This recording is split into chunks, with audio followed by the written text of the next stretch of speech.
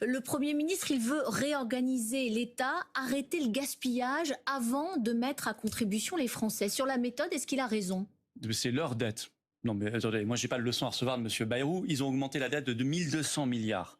Ils ont fait n'importe quoi. Leur dette, vous dites leur dette, celle d'Emmanuel Macron? Bien sûr. Bon, enfin, vous savez très bien que ça fait quand même 40 ans qu'il n'y a pas un budget en équilibre. Et la faute à qui? Attendez, là, pendant le Covid, ils ont mis 400 milliards qu'ils ont jetés par les fenêtres pour faire des confinements, des fermetures complètement délirantes et criminelles, qui ne servaient à rien, qui étaient même dangereuses. Ça nous a coûté extrêmement cher. Au lieu de quitter le marché européen d'électricité, ils ont fait un chèque de 115 milliards d'euros. Alors qu'on ferait baisser massivement les prix si on quittait ce marché. Donc vous dites l'État a raison de se serrer la ceinture. Non, moi c'est pas aux Français de payer. je dis la vérité aux Français, c'est que l'an prochain, la France va donner 20 milliards en plus à l'Union européenne qu'elle en reçoit.